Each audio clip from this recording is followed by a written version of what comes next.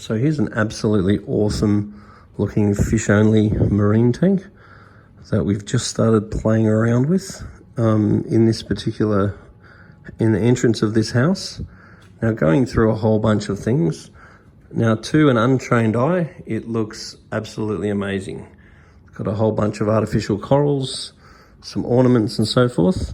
Now, things that I want to draw attention to is any sponges for any sorts of wave makers such as this MP40. It's really important that they're cleaned regularly, because if they build up heaps of crap on them, not only will it reduce their flow, but you'll get bad bacteria and so forth growing up in all that crap. Now, we want the return to agitate the surface as much as possible. This is sort of okay, but I wouldn't mind aiming that outlet up just a little bit to agitate the surface a bit more. We've also got an MP40 down here that I'd like to rise up a little bit more, because I'd like to just not see this settling on the surface. I'd like to see the surface agitate just a little bit more. Also, when we went around the other side, we found that the lids were relatively tight fitting, but it's really important to cut the corners out of your lids and just ensure that oxygen can get in through the top. We don't want tight fitting lids in any way, shape or form. Now, this is also a water change drain, and I'm very anti water change drains, because I really want, when I'm doing a water change, I want to use my gravel cleaner. I want to suck all the crap out of the gravel, and you'll always be shocked how much crap's in the gravel. And then I want to put nice clean water in the tank. I don't want to use nice healthy water out of the water column and then just put clean water in. Also, very cautious of cleaner wrasse, because it's very rare that cleaner wrasse get enough pathogens in an environment to survive healthily over a long period of time. Most of the time, unfortunately, they do not survive. So now, going around the back where the filter is, really a cool situation. So we've got this awesome setup here. Now, going through some comments, we want to make sure this is RO water. If it was a reef tank, the fact it's RO water is absolutely crucial. But the fact that this one is a fish only tank means it's not the end of the world. But in regards to diatom growth and a whole lot of other stuff, I would definitely still make it RO water. The other thing we found too is that the refractometer that was being used on this tank was not being calibrated. So it's really important that whenever you're using a refractometer, you need to be calibrating it every single time you're using it. Otherwise, you can't trust the test results.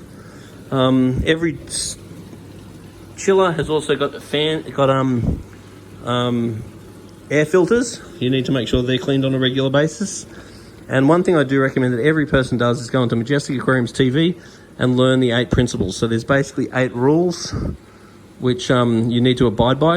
If you don't know any of those 8 rules, they tend to be the things that stuff you up. And if you do shoot us an email to Majestic Aquariums, I can send you one of our standard Reef Hints emails that might have some information that might help you out. Now, the next thing is we've got this rubble down here, and this is all fine. It's all biological media, but over time, underneath the bottom, it fills up a whole lot of crap, and that crap, if built up enough, can become anoxic, and that's bad because it discharges hydrogen sulfide. If you did use a couple of blocks, like the marine pure blocks like these, they're just heaps easier to clean. You just pull them out, give them a bit of rinse in water from the fish tank and put them back in, and you can get all the sediment out that builds up underneath them. Because if that sediment builds up, it is going to decrease your oxygen level, it is going to increase your hydrogen sulfide level, and a whole bunch of stuff like that. The next thing we're going to do is improve the food.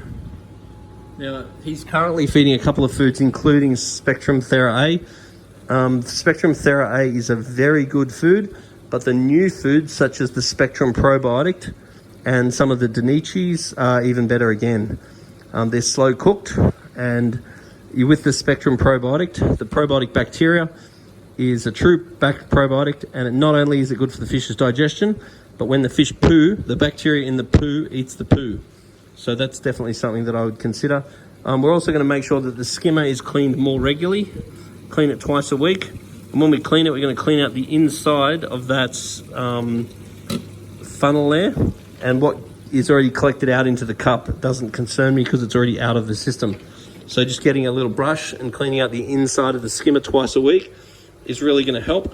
Another thing we're going to do is get poly filters, and we're going to slot poly filters down inside these little baffles, and then that's going to help with mechanical, because over time particles will build up in this tank, and if we use poly filter for your particles, all the little particles will get cleaned and taken out of the water, not trapped like normal filter will, so they won't clog up as fast.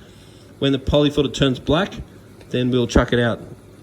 Now, we're also going to start using nitrate remover, and we're going to make sure the skimmer's cleaned twice a week, because if we're using nitrate removers, we need to be cleaning the skimmer twice a week.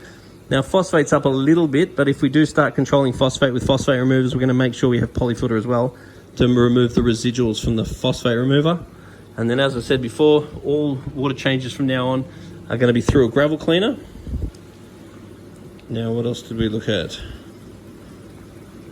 Also, test kits do expire over time, so do keep checking the expiry date of your test kits. I do find that most test kits fail negative, but I do find that nitrate often fails positive, so that's just something to be aware of. The other thing is that this tank here, even though it's like so close to the garage and the garage is open daily and all the rest of it, it is running a oxygen level of about 4. We really want an oxygen level of 8. So oxygen is something that you cannot assume is okay. It is something you need to test. So oxygen too, you can't just go to the shop and get the shop to test it.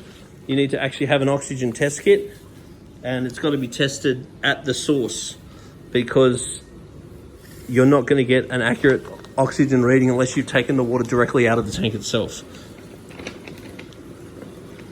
So in regards to raising oxygen, we're going to try and get all this crap out of the sump.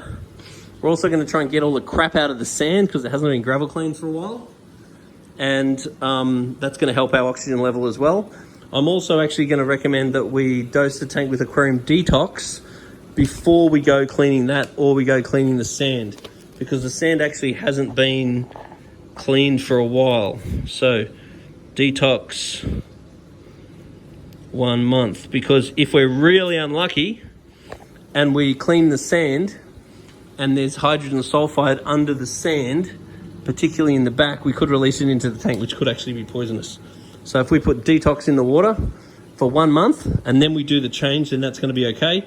And the fact that we're going to have polyfilter in the water means it's probably going to be okay. So what else have I got here? And we're going to increase surface agitation by moving them up higher. And the other thing we're going to do is consider getting a quarantine tank, because there's plenty of room here to whack a quarantine tank. And pre-quarantining fish before you put them in the aquarium, particularly when you've got a whole lot of monies with the fish, is really worth it.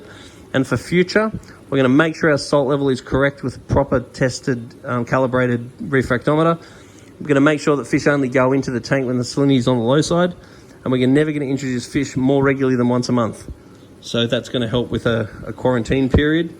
We're also going to run the polyfilter to help remove accumulants. We're going to try and make sure the water's changed, a little water change at least monthly. And in the future, we're going to consider a dosing pump and maybe even a biopellet reactor just for stabilizing the water. But with all those tiny little changes, this is going to be one hell of an awesome looking fish tank. Anyway, if you've got any comments or anything you can see that maybe I've missed, then put a little note on the bottom of this video for us.